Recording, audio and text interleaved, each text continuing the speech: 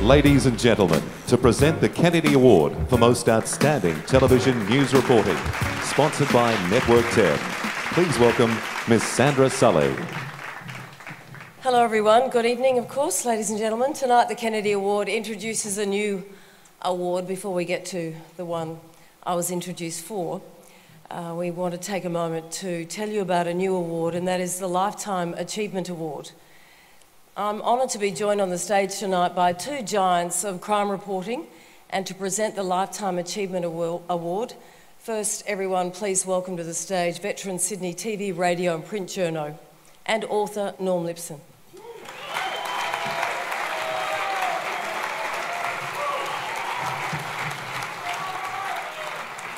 Yeah, thank you.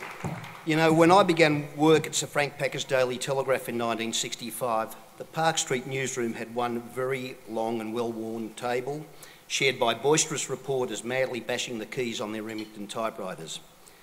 Those typewriters were bolted and chained to the table, and for a very good reason.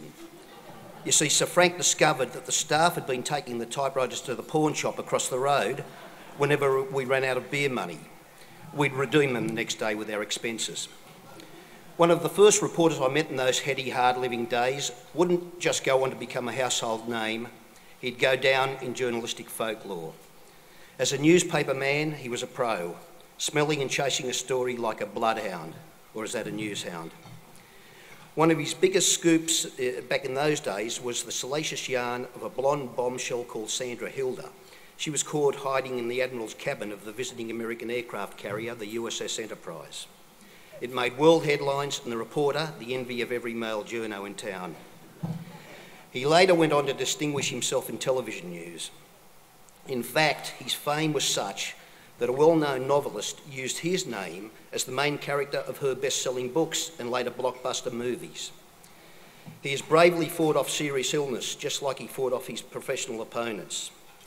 One of my favourite journos, a bloke called Samuel Clemens, aka Mark Twain, once said, "Do the right thing, it will gratify some people and astonish the rest."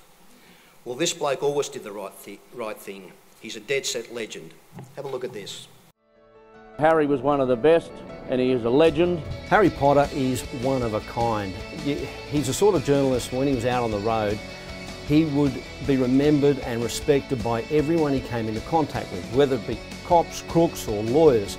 Even to this day, I get cops coming up to me saying, "Oh, how's H going? Where's H? What's H up to?" Harry was the type of guy who was the true newspaper journalist. And then he went into television. And he just walked straight into that. He was a natural. There are many funny stories. A lot of the stories, I would say, not for press. He's set such a fine example for so many people. He's mentored young reporters, and just by watching Harry operate, you can learn a hell of a lot. And if you happen to be done in a story, as we called it, or you're not having a good run in the game, just hang on, because when you can miss getting a video, or you feel you've been scooped one day, but within a day or two you could have the story of the year. He likes to talk. He tells a good story. Even now we can be out driving anywhere, whether it's Sydney or even the back of New South Wales, for example, and there might be a beautiful landscape or a beautiful coastal scene, and Harry will say, "That looks just like the place where Ivan Milat committed those terrible, gruesome murders. I remember that in detail." And you get the whole story all over again. The serial killer would have driven into the forest with his victims late afternoon. As nightfall approaches here, an eerie chill hangs over the forest. Even when he wasn't getting what he was after, he was still a gentleman. I think he saw that as the way of, I'll coax it out of them by being nice. A lot of people Dad did stories on, he'd sit there at night and check on and call them up 2, 3, 10, 20 years later, probably more. We're just so grateful that everyone is honouring him in this way, and especially because it's an industry that Dad loves so much. The story that really sticks out in my mind is from the early 90s, when the early bird was always catching the worm at about 6 o'clock in the morning. This is decades before Facebook. I've walked out with a photo, and as I was walking out the front gate, Harry was walking in. He saw that I had the photo, he looked me straight in the eye and said, "Adam, I'd do the same for you, pal." and he would, so I handed it over. We miss you out on the road, mate, but you know, let's hope it won't be long and we'll see a guest appearance by the Silver Fox. Take it easy, buddy. Ladies and gentlemen, 35 years after Harry Potter joined Network 10, he remains a monumental part of our newsroom's fabric, despite officially retiring several years ago. A key organiser of his farewell was the one and only Les Kennedy. And so indeed, life comes full circle here at the Kennedy Awards.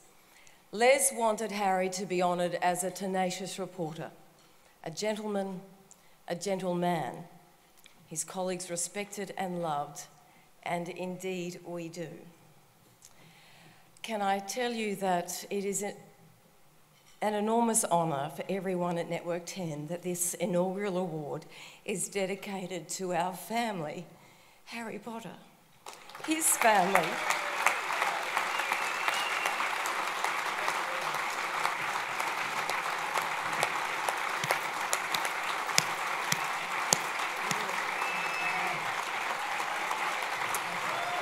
Can I acknowledge that Harry's family is here tonight, Kate and Tim and Brooke and the rest.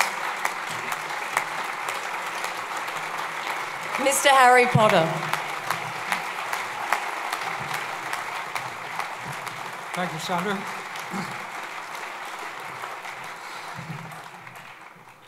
Well, I've been fending off cancer for 9 years now, and I can't have any more chemo or radiation because my body won't handle it. And 5 weeks ago, I was virtually written off and heading for palliative care. And thanks to a lovely lady I met at a murder about 15 years ago,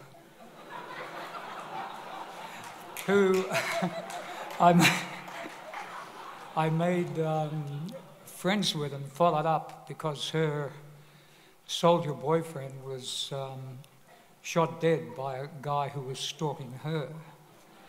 And we became firm friends at the time, and I did follow-up stories, and she had a terrible time, and I tried to help her through that. And you wouldn't believe that 5 months ago, I bumped into her in the street near where I live, and she said, Harry, I'm aware you've got cancer, and if you get cornered, let me know. And I said, are you a miracle worker or something? Because I've just about run out of them. And I'd been given 6 months to live 3 times, and I was told the 14-hour operation I had in 2009 was likely to be a disaster and I wouldn't come out of it. But having been written off just 5 weeks ago, she phoned me, and after I told her that I was in trouble, big time, she sent me an email saying, good news, I've got you onto a new trial, and don't tell anyone, but I put you on the approved list under the radar. And I thought, well, how lucky am I? But I've started on that new treatment, and it is limited to only half a dozen people in what they call the A category, which means you're virtually been given no chance of living longer than 6 months. And I had first infusion of the antibodies that they're using, made from my blood to kill off the damaged cells that won't die, and they're the cancerous ones. And for the first time on Tuesday, I had a second infusion, and then a vaccination into the arm. And they warned me that if my arm hurt like hell, it's a great thing because it means the antibodies are attacking the tumour, which is 3 inches across. And I got rid of the other 2, but this one's enormous. And they just gave up. I couldn't treat it anymore. And I've been struggling all week to get here. And I haven't eaten for the last 5 days because the damn vaccination caused me to shake. And I could hardly walk, and I haven't eaten since Tuesday night. But I had a lovely meal here, which helped a bit. It's the first time I've eaten for a while. But to finish the week like this, after the hellish time I've had, it should be downhill from here, hopefully. and I'm riding another escape route which hopefully will come off. But I've always said to my mates at 10 who I worship, Sandra, Ali and Ellie and all the others who supported me through the last few years, they kept calling me in to give them motivational speeches, and my line was all the time, never give up. And I think I proved that, and I've tried to be an inspiration to others, and I talk openly about it, because you can get through it.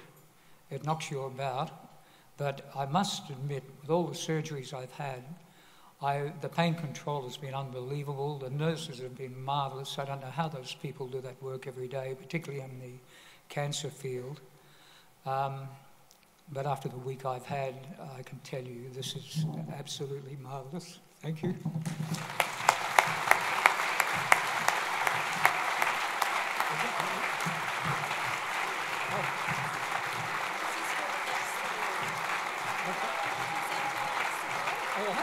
Ladies and gentlemen, Mr. Harry Potter.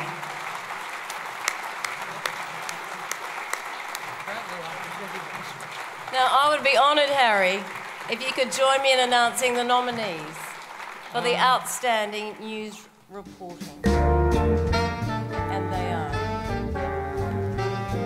Want me to name them too? I do. Thank you.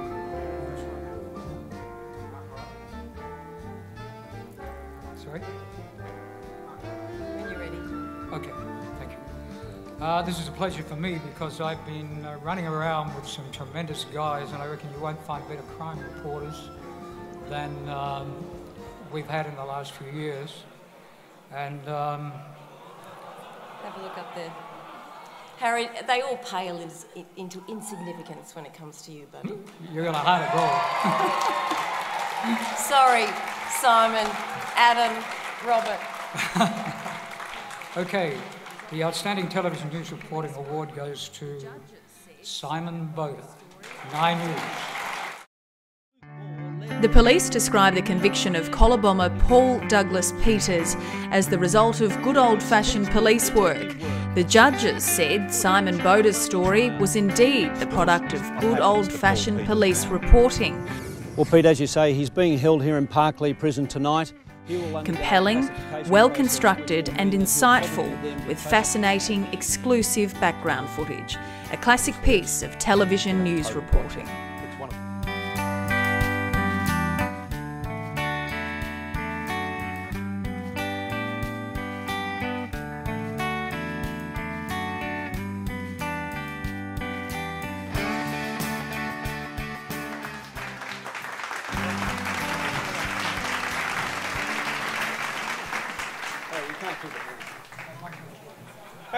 Harry won the trophy.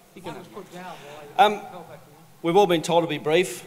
Don't these people realise we work in television? We always want another 30 seconds. I will be brief. Anyone that works in television news knows that it's a massive team effort. So this is for the team that's at Channel 9. Thank you.